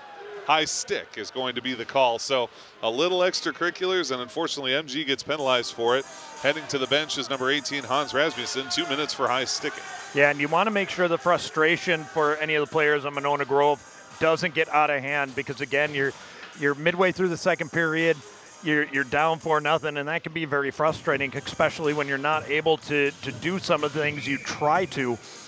They're still not out of this game. They just need to start building on the little things, and this is a team that can hurt you. Panthers 1 for 2 on the power play tonight. They go on a 2-minute effort here after the high sticking call against Hans Rasmussen. They control in the MG zone. Move it across to Oros at the outer hash marks. Swings over the top and sends it beneath the net. Held there by the Panthers. They try and slip it into center. They're able to. Ogden nearly gets it clear, but it comes towards Romer. Romer keeps it in the zone. Nearly poked in by the Panthers, but knocked clear by the MG penalty killers. Minute 33 left on the power play, 7:53 left to go in the game as Oros turns it around behind his own net. Oregon needs to be careful not to get a little too cute with some of the passing. Here comes Oros with speed, top of the circle, but he loses it on an attempted dangle. The puck is still held, though, by the Panthers. Now whipped out a nice clear that time by Nolan Bodenstein. You know, I was kind of saying that if you've got a safe way to make entry, do that. Don't try to be fancy, because the more you do that, the more they're going to read into it, and they're going to catch you. Cherry pick from Romer. Romer does get a double dangle. His shot is deflected high, though. Great job by the defender to stick with him on an excellent little move. There's a shot from Holtz from the center point. Nicely saved by Gilbertson. 7:12 to go, 51 seconds on the power play. Yeah, I think Gilbertson saw 16 shots in the first period. I think that's what they said during intermission.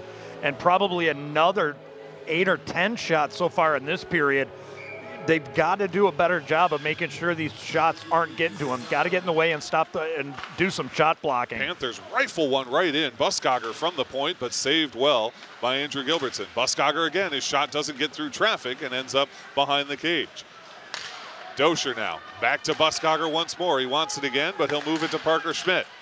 Near point, down low into the corner, this time for Trey McKee. Back to Schmidt, plays it with the blade. Wind and a drive, a shot and a score! That's the hat trick.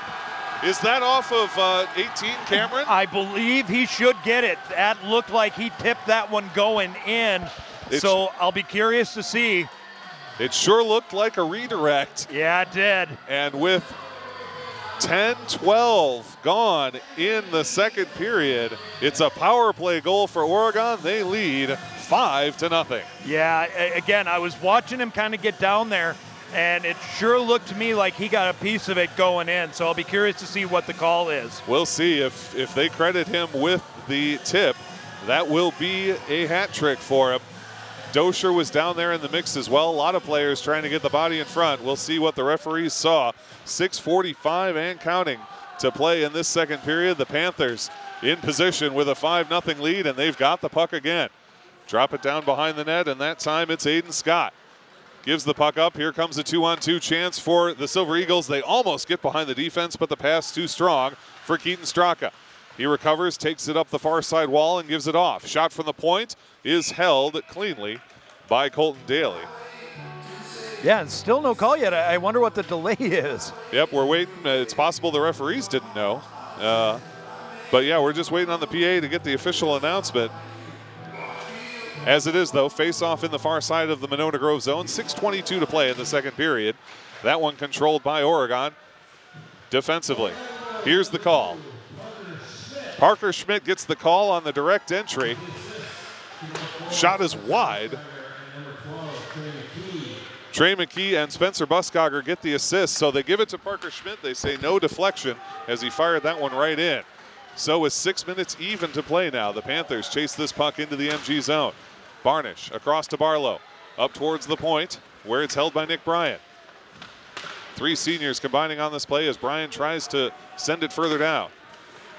Barlow back towards Bryan again. Bryan gets it towards the top of the circle. Takes a bit of a body check, but sends it towards Barnish.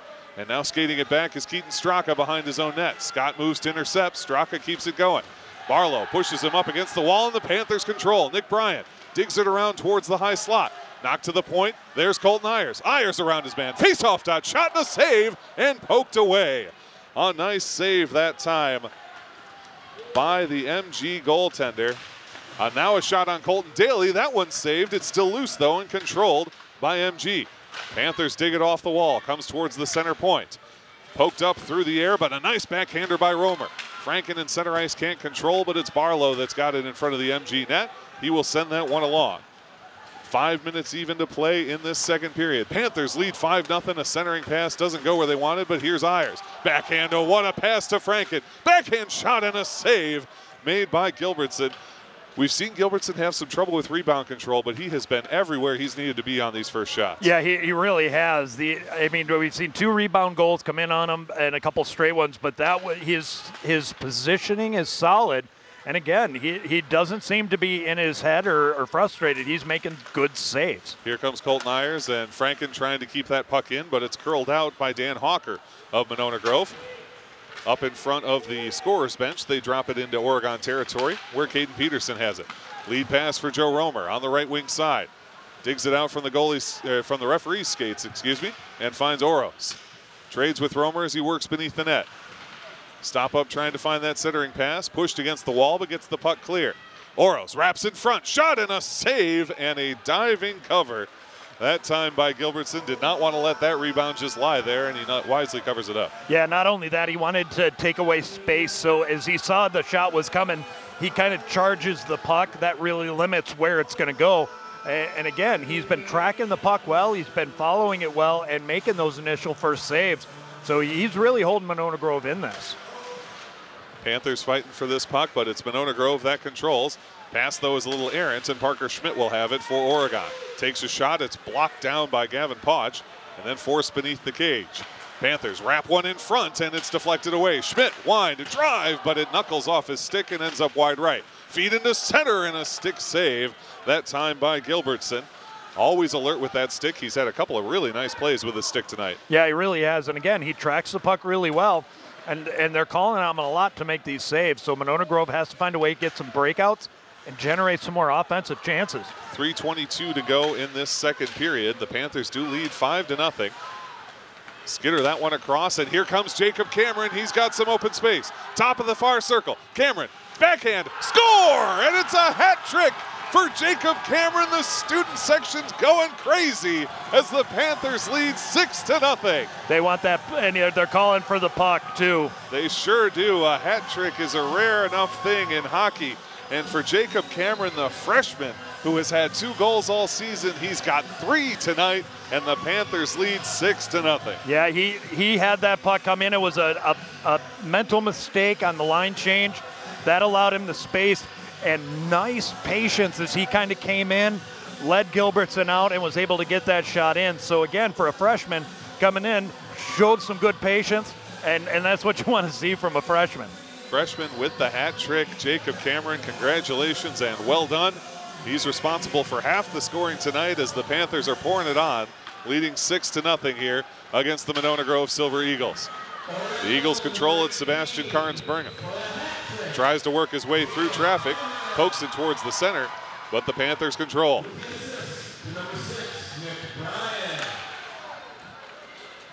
Nick Bryan credited with the assist as this one comes back behind the MG net. Trey McKee there for Oregon. Dangling through, he comes towards the low slot, tries to drop the puck in, but it's deflected away and taken by Keaton Straka of Monona Grove. McKee regathers in center ice, knocked off his tape by Brady Mariva, and moved behind the Oregon net. 2.5 minutes to play in the second. Oregon controlling there, find Brody Barlow. Tap this one forward, and it's controlled by Alex Barnish, who fires it in and is whistled for icing. 2:19 to go. If you're Coach Clemens, you're up 6-0 here towards the end of the second period. Are you considering putting in your freshman goaltender? Dressed tonight, I believe, is number 29, Carter Granberg. Do you want to give him some game experience? Is this lead big enough, you feel?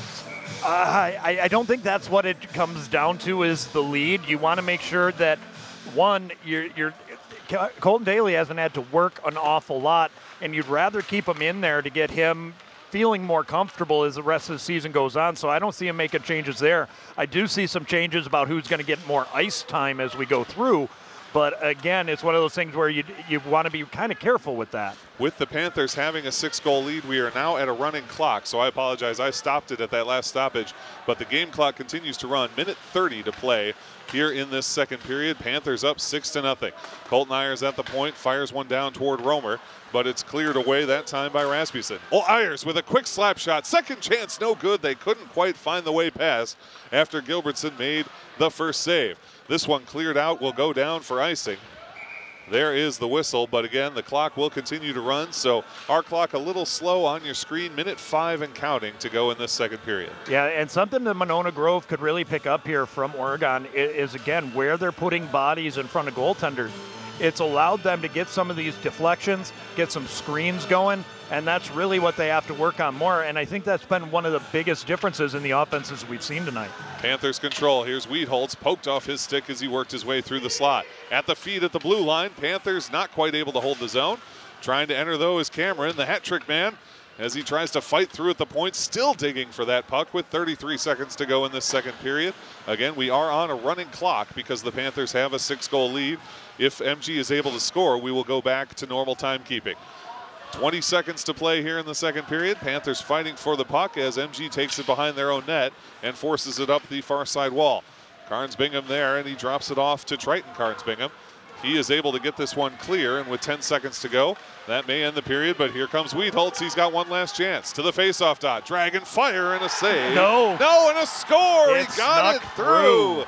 Ben Holtz, the senior man from the near side. Faceoff dot gets a goal on senior night and makes it 7-0. Yeah, and again, just put so much on that shot that, Gilbertson thought he had it eaten up in the pads. He didn't, and yeah, that makes it 7-0. And again, it's good to see some of the seniors get on the score sheet tonight. But this is going to be tough in the Monona Grove locker room. They will set the clock to. They will stop the clock on goals. So I should have stopped it there with 2 seconds left. Was the official time on the clock. There is your horn. We are done with the second period. Let's see if we can get the PA call for who got the assist to Holtz, if anyone. But as it is, Ben Holtz, the senior man, on his career, 6 goals, 9 assists, make it a 7th here to make it an even 7-0 for the Panthers going into the third. Yeah, and again, Oregon is such a dangerous team. We've seen it a lot, and we know they have the ability to kind of work the puck the way they have been. So how many points is that for Cameron that tonight? That is 4 points for Jacob Cameron. He gets credited with the primary assist. No secondary assist on that one. 3 goals and an assist for Jacob Cameron. Ben Holtz gets a goal. And the Panthers are just firing on every single cylinder tonight. They are, and the more they keep firing, what that is doing is causing a little bit of frustration with Monona Grove. And when you break it down, Oregon just has more speed. It's not necessarily more skill. We're seeing some great play out there from Monona Grove. I think they're having just a hard time keeping up, and part of that I think has to do with their bench. It's a little short. That's going to have an effect on them. But we have seen some great play coming from Monona Grove, not only in Gilbertson, but in Straka and a number of other players. So, again, it's always hard when you're on the ice and you're down by this many, but there are good things you can take away from it, and that's what you have to build on. All right, third period then. What do you think each team is saying in the locker room? What are they going to change as they come out for the final period of hockey here? I think Monona Grove should be saying, look, we've got 17 minutes. Let's go and get some victories out there, whether it be on face-offs, play-by-play, shift-by-shift, maybe get a goal or two. Do something to walk out of this with a positive experience, because, again, both of us have been on the ice when we've seen that scoreboard go in the other way, and we've watched Oregon see the scoreboard go in this other way. So there's an awful lot they can take from it. For Oregon, I guess if I'm coach, I'm saying, we know you're talented, we know you got speed, but let's not try to be fancy going across the blue line. Let's go back to basics, dump and chase, set up the puck, move it around, take a shot. The stick handling is great to watch. As a hockey fan, I love it. But they need to work on other things to keep them going through the season. Absolutely. All right, folks, we have one more period left. And before we get started, I just wanted to mention some of our wonderful sponsors who make broadcasts like this possible. They include the Oregon School District, actively building competence, character, culture, and community. The Oregon Community Bank, Feel Good Banking. Oregon Youth Basketball Boosters, providing area youth with instructional and competitive basketball opportunities. Stoughton Hospital and Oregon Urgent Care Clinic, trusted care close to home. The Oregon Athletic Booster Club. Please consider being a part of your athlete's success and become a booster today. Check out OregonBoosters.com for details. Torhorst Insurance, your hometown insurance agency that's doing big things. The Oregon Chamber of Commerce, promoting, informing, connecting, and advocating for local businesses and the Oregon community. Hit the wrong switch there. Oregon Tax and Accounting, serving the Oregon community since 2001. See Jim for all your small business and personal tax services. Firefly Coffee House and Artisan Cheese, in the heart of downtown Oregon, offering fresh bakery, daily lunch specials, soups and salads, along with hand-selected small batch Wisconsin cheese. TDS, get blazing fast TDS fiber internet in your home today. With speeds up to 1 gig, you can surf, stream, watch videos, or game online with ease. Say no to slow and hello to go with TDS fiber. And finally, Oregon Youth Basketball, providing opportunity for the youth of Oregon to develop their basketball skills and enjoy the game of basketball by providing both recreational and competitive opportunities. Please let our sponsors know that you appreciate their support of OCA Media. When you head on and patronize their business, tell them OCA Media sent you. If you would like to join our fine group of sponsors and support OCA Media Sports, drop us a note at ocamedia.com. We would love to have you as a sponsor. Be sure to like us on Facebook and find us on YouTube as well. We cover a variety of Panther sports, and you can find the recaps of those games and full games on our YouTube page. We're now on TDS and Charter Cable. Find us on HD on TDS channels 1019 and 1020 all throughout Dane County. And finally, we're always looking for volunteers to help us bring events to life in our community. If you want to announce, if you want to operate cameras, if you want to contribute at all to OCA Media, visit ocamedia.com, drop us a line, no experience needed, we will train you up, and you can help us cover the more than 275 local events that we bring to life each year. It's Panthers 7, Monona Grove Silver Eagles 0 here at Oregon Community Ice Arena, but there is one period left. Stay tuned to OCA Media. Welcome back, everyone. Zach Seeloff and Dan Graychuk here with you on OCA Media for the third and final period of the Oregon Panther Monona Grove Silver Eagle game. The Panthers lead 7-0. Ben Holtz gets his 7th career goal to make it 7-0. And it's just been all Oregon all night. It really has been. After about the first 6 minutes of that first period, after that, the wheels kind of came off for Monona Grove. Oregon's been pushing and playing solid. And again, some good timely goaltending is probably the way I put it. And yeah, they're really firing on all cylinders, showing what their strengths really are. We have seen Oregon do just about everything that they need to do. Their defense has been excellent. By my count, again, unofficial, 31 shots on goal for Oregon, just 6 for Monona Grove. They have kept them away from Colton Daly for the most part. They've had a couple of nice chances. We've seen pucks go through that could have been a one-timer that just didn't connect. But generally speaking, the defense has been stifling against Monona Grove. The offense has been equally effective. They've had a ton of zone time against MG, and it just doesn't seem like the Silver Eagles have gotten anything going in any of these phases. Yeah, and it's been tough. And again, a couple things to point out. One, they have a short bench, which means the amount of energy they're going to have in the first period is not going to be that same way in the third. They're having a hard time generating good scoring opportunities. And one of the things that I kind of like to see here, the players didn't come out with the coaches, and I think that was the captains in Monona Grove's locker room trying to take control of that and making sure that they get exactly what they want out of this third period. And again, they shouldn't be holding their heads too low here. Oregon is a tough team that can beat you in a number of ways. And in this game, we've seen a lot of that with speed coming through. So again, Monona Grove, the score is 7-0, but I don't think that's representative of the talent and heart that's on that Monona Grove team. No, this is a team that has had a lot more success during this season than we're seeing. But like we said, it's a team that is still trying to break out of that second tier in the Badger South. It used to be Oregon, Edgewood, and everybody else. Right. Now, now McFarland and Monroe have joined that conversation. Stoughton, Monona Grove, still trying to find their sea legs, and Milton still building a program. They haven't had a youth program or a varsity program until very recently. So there's kind of 3 tiers now, and MG working on getting out of the second. And this has always been a big rivalry between these two schools. I can go back 2 or 3 seasons where we saw some very ugly games. This isn't like that. I do want to make a side note. It looked like they were waiting for that ice to settle a little bit more, and I see some of those puddles building up in corners again. So I don't know why we didn't see it in the first and second period, but may see it in this one.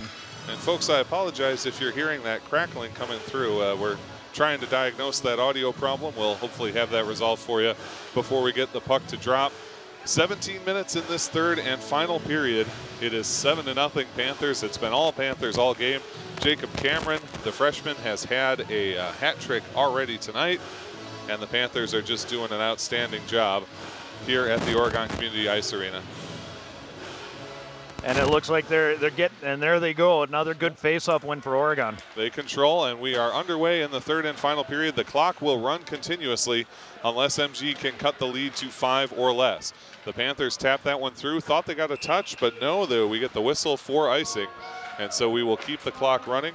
My clock is just about 2 seconds behind the game clock, 16:38 on the game clock presently, as we'll have a face-off on the far side of the Panther zone. Yeah, and again, Monona Grove seems a little more calm coming out here. And that's what you want to see. So I'm curious to see what kind of adjustments they make for this third period. Face-off is won by Oregon. Whip it up the near side, and Oros is able to get it to Romer. He's got a 2-on-1 with Adam Franken. Gets behind the defense. Feed to Franken, and the shot is just wide. Oh boy, Romer and Franken have victimized a lot of teams on that play. That time they're not quite able to get away with it as Franken's deflection goes wide to the left post. Oh, nice setup. Adam Franken wearing the C on his chest. You can tell why he does it all on the ice. Coach Clemens talked to us about his leadership ability at the beginning of the season as well. A hugely respected member of this team. There goes Oros again. Hashmarks feed across trying to find Franken, but it deflects off a skate. And here comes Carnes Bingham, moves it ahead to Straka. Back to Carnes Bingham. His shot is easily sticked away by Colton Daly, and the Panthers control in the far side of their own zone. Joe Romer, he's got Franken ahead again as he settles things down. Now moves in. Romer, top of the circle, trying to fight past, but takes a check and loses the puck. Franken gathers up the garbage, though, follows it along, but it's taken by Brady Mariva. Excuse me, that was Churches who turned it around, but he gives it away to Buskogger. High slot, a quick shot is deflected away. Ben Outhouse trying to get that shot in, but deflected by the defense of MG. Back behind the net, no Panthers there. Holtz will give chase on the opposite side of the cage. He gets to it first, sweeps it up to Dosher. This one now taken by Churches again for MG. His stretch pass is out of reach of Dan Hawker. Comes down and sent behind the net by Colton Daly of Oregon. Outhouse moves that one ahead.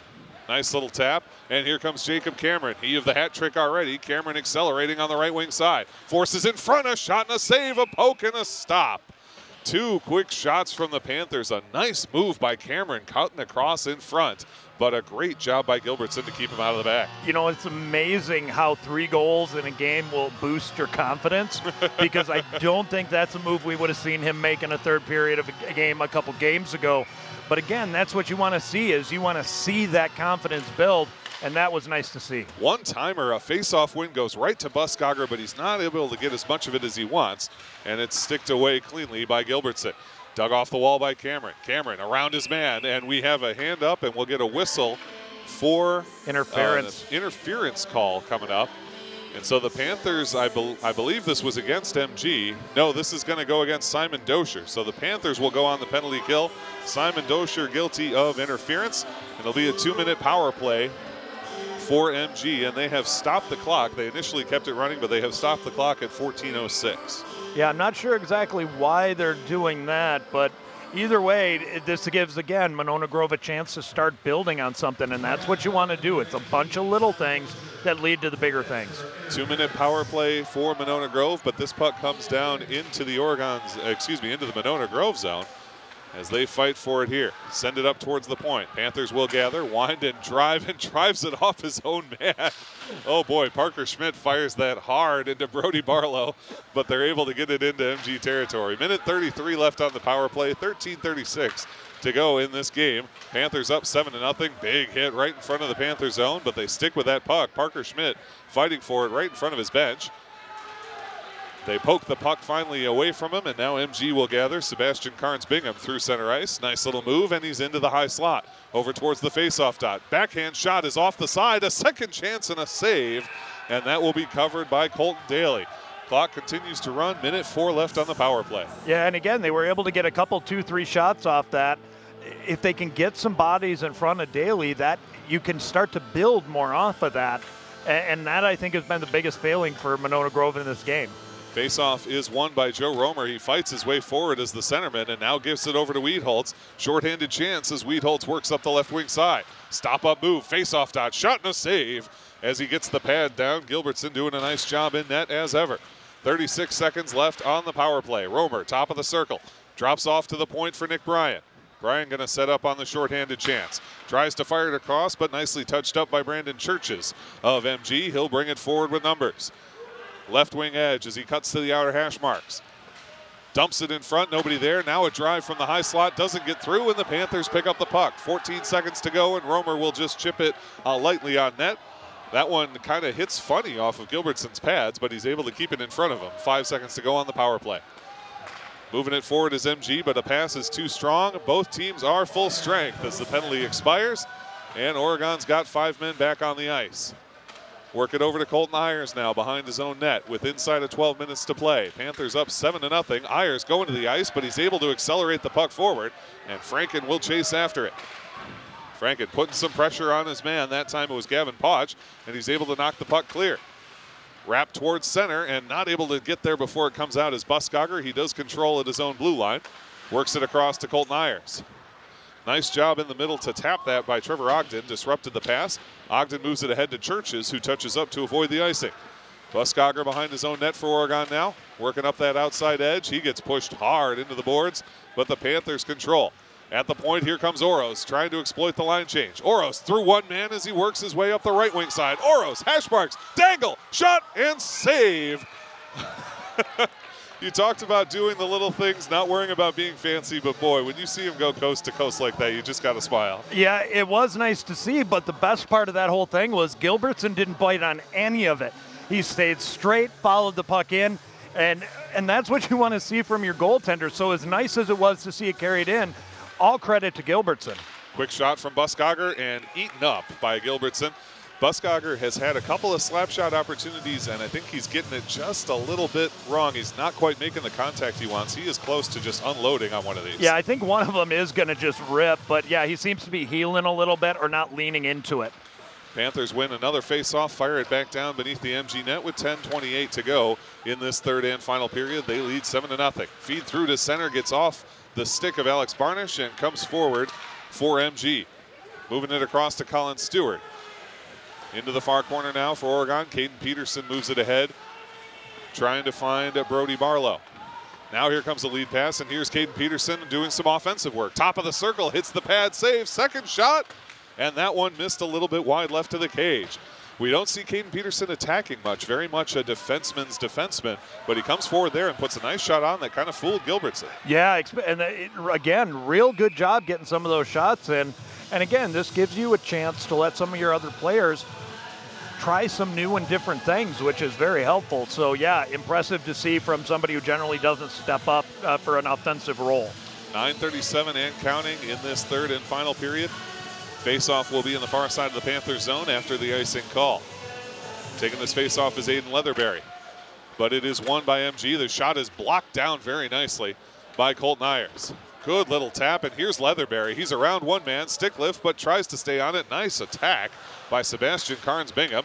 Big hit delivered by Aiden Scott, but he takes the worst of it, and coming across is Keaton Straka. Straka's pass is blocked, but he gets the puck back, plays it with the skate blade, and moves it ahead to Brady Mariva. Colton Ayers on the near side. 9:03 to go in this period. Ayers looking for an open pass. Tries to stretch it forward for Scott. Through center ice, it comes back to Ayers at the blue line, and he'll move this one ahead on the left wing side. Top of the circle, moves around his man. At the baseline, cuts in front, shot save, backhand. No goal. Yeah, we have no goal.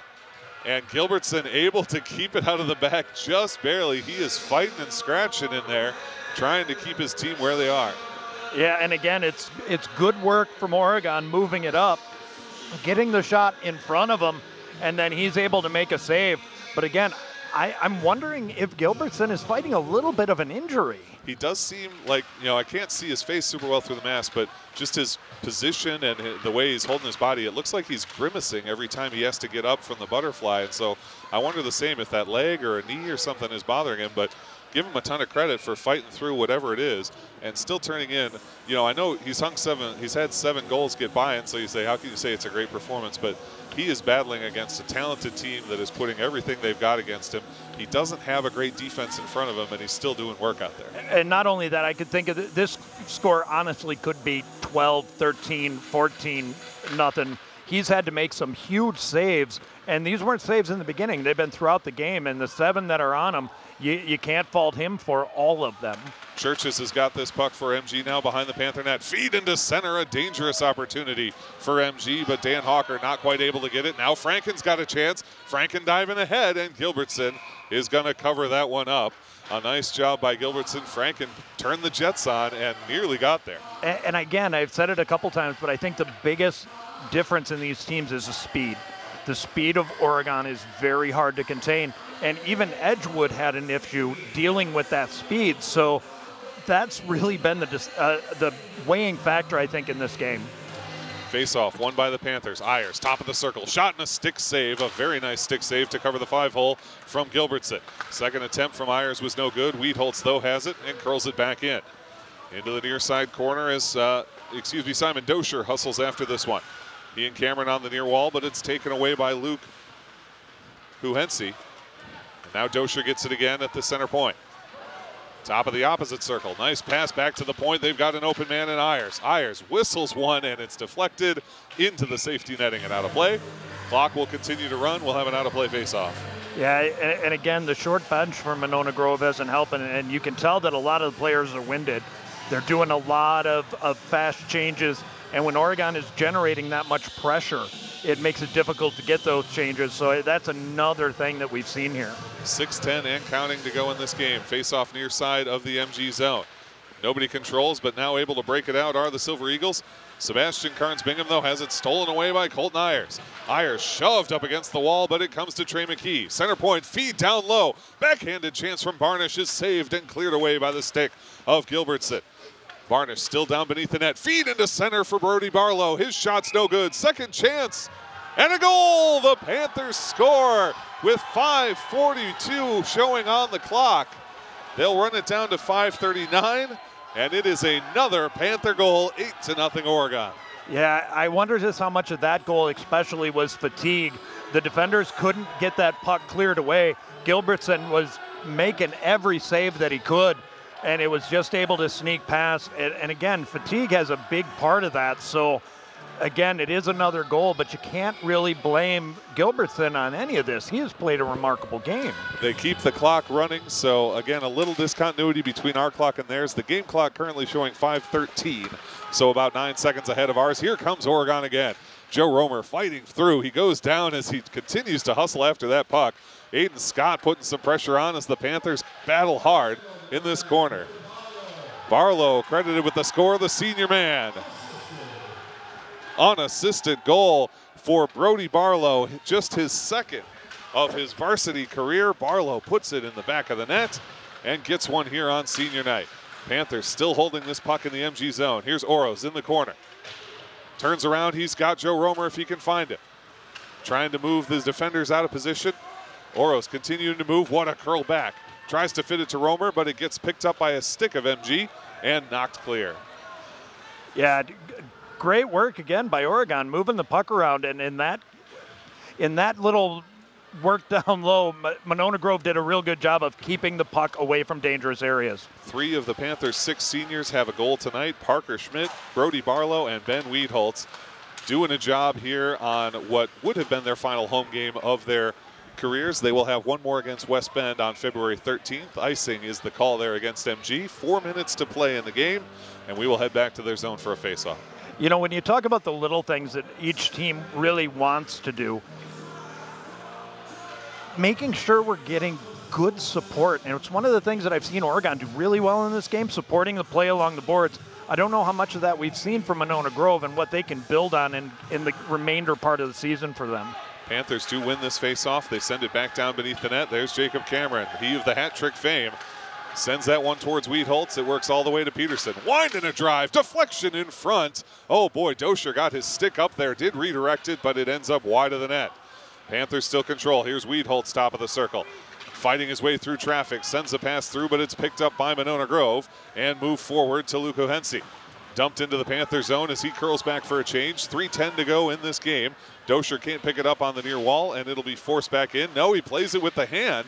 Nearly able to clear it out, but now turning his way around is Straka. A shot and a save. Keaton Straka does a nice job to move through center there and put the shot on net.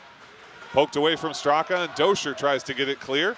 Still in the zone, but now here come the Panthers the other way. Peterson ahead for Cameron.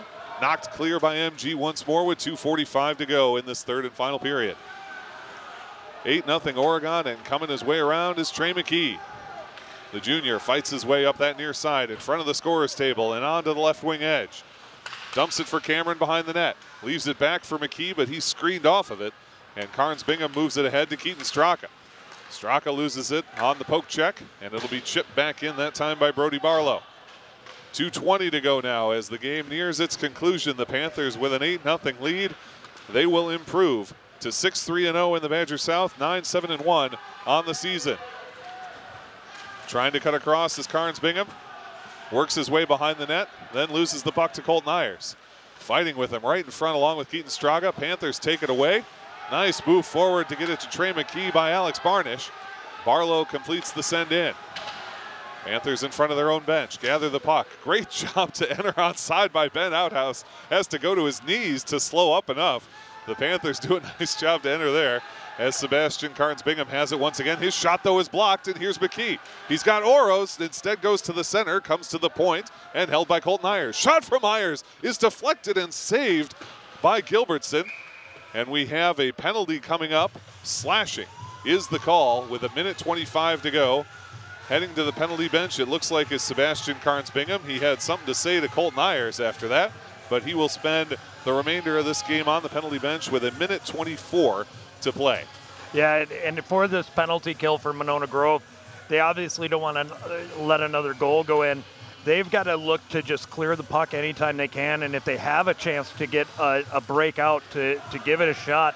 Again, at this point, you know the game's going to be a loss, but you can still find ways to get victories out of it. Panthers on the power play for the remainder of this game.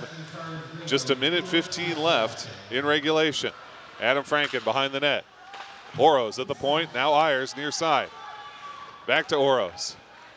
Skating down, then elects to just pass it on. Franken, outer hash marks, over to Ayers. Joe Romer now Stick handling, trades with Ayers, gets it down to Franken beneath the net. Holtz in front. Franken looking to wrap it around. Feed towards Holtz is loose. Romer tries to grab it. He's got it. Romer, hash mark shot and a save. No whistle yet. It's not covered, not clear by MG, nearly held by Oros.